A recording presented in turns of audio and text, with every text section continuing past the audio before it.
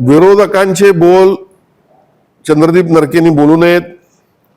खरं म्हणजे त्या त्यांच्या भागातील लोकांच्या भावना असतील. पण मला या ठिकाणी एवढंच म्हणायचं आहे की जगातली अनेक राष्ट्र जी महाराष्ट्र एवढी क्षेत्रफळ असणारे असतील, जर्मनी असेल, फ्रान्स असेल, वगैरे वगैरे, या प्रत्येक राष्ट्रामध्ये जे महाराष्ट्र एवढं क्षेत्रफळ आहे, जवळपास 8-8 हजार किलोमीटरचे मेगा हायवे आहेत. आणि आज महाराष्ट्रामध्ये फक्त नागपूर ते मुंबई हा एकमेव मेगा हायवे झालेला आहे. दुसरा मेगा हायवे मुंबई ते बांद्यापर्यंत होतोय. तिसरा मेगा हायवे नागपूर ते बांद्यापर्यंत होतोय.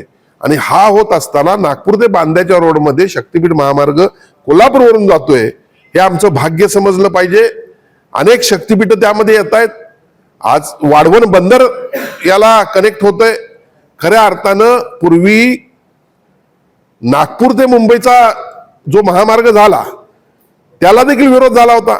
आज शेतकऱ्यांना तुम्ही विचारून बघा, त्यांच्या मालाला भाव वाढलेला आहे. दळणवळणाच्या माध्यमातून 4 ते 5 तासामध्ये आज नागपूरचे शेतकरी आपला माल घेऊन मुंबईच्या मार्केटमध्ये जात आहेत. विकासापर्यंत जायचा असेल, इंडस्ट्रीचा विकास व्हायचा असेल, त्याचबरोबर शेतकऱ्यांचा विकास व्हायचा असेल, आज IT सेक्टर कोल्हापूर येऊ पाहतंय, तर शक्तीपीठ होणं फार गरजेचं आहे.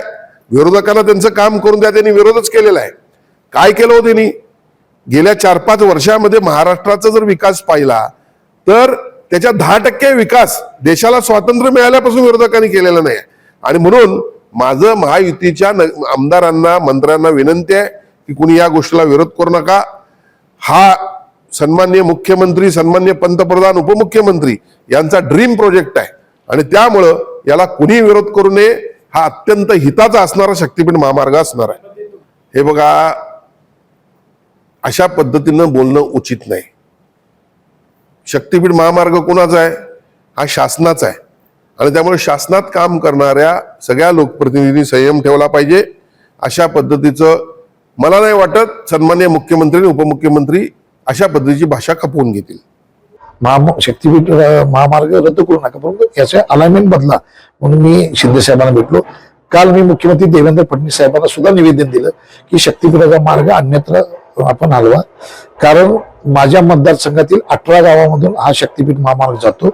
इथे बागायत शेती आहे, ऊसाखालची नगदी पिकं लोक घेतात. आणि पश्चिम विभागातील माझ्या मतदारसंघातील जी गावं आहेत इथे शेतकऱ्यांची होल्डिंग कमी आहेत. त्यामुळे शेतकरी उद्ध्वस्त करून हा महामार्ग जातो. आणि याला पर्यायी मार्ग तुम्ही उपलब्ध करा. कारण या महामार्गामुळे शेतकरी तर उद्ध्वस्त होतोच, परंतु त्याचबरोबर आज शक्तीपीठ महामार्गावरून जाणाऱ्यांची जे पर्यटक असतील किंवा भाविक असतील त्यांना कोल्हापुरातून गोव्याकडे जायला पर्यायी महामार्ग उपलब्ध आहेत. म्हणजे उदाहरणार्थ रत्नागिरी नागपूर जो आंब्याकडे जातोय, आपला कोल्हापूर गगनबावडा जो कणकवलीपर्यंत जातोय, आणि राधानगरी मधून पलीकडे जो गेला तो कणकवलीच्या पलीकडच्या बाजूमध्ये उतरतोय. हे पश्चिम विभागातील 3 नॅशनल हायवे या ठिकाणी उपलब्ध आहेत. त्यामुळे या शक्तीपीठ महामार्गाची बागायत शेती पट्ट्यातून हा मार्ग नेण्यासाठी लोकांचा प्रचंड विरोध आहे. आणि ही भूमिका मी त्यांना पटवून सांगितली आहे. मुख्यमंत्री देवेंद्र फडणवीस साहेबांना पण आणि शिंदे साहेबांना पण मी सांगितलं MSRTC मंत्री आहेत, हा त्यांचा ड्रीम प्रोजेक्ट आहे. बरोबर आहे की त्यांचा उद्देश चांगला आहे की पर्यटक यावेत, भाविक दर्शनासाठी या ठिकाणी यावेत, ज्याच्यामुळं राज्याची आर्थिक व्यवस्था गतिमान होते. आणि अगदी बरोबर आहे.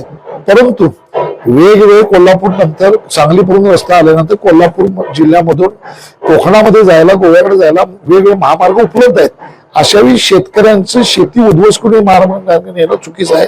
आणि पर्यायी व्यवस्था आहे हे जेव्हा मी समजून सांगितलं तर त्यांनी निश्चितपणे याच्यावरती विचार करून अशा संदर्भातली भूमिका स्पष्ट केली. आणि मी असं म्हणू शकत नाही आता चंदगडचे आमदार नाही ते म्हणजे आमच्याकडनं नाही, मी त्यांच्या मतदारसंघासंदर्भात काय बोलू, तिथली वस्तुस्थिती जाणून घेऊ.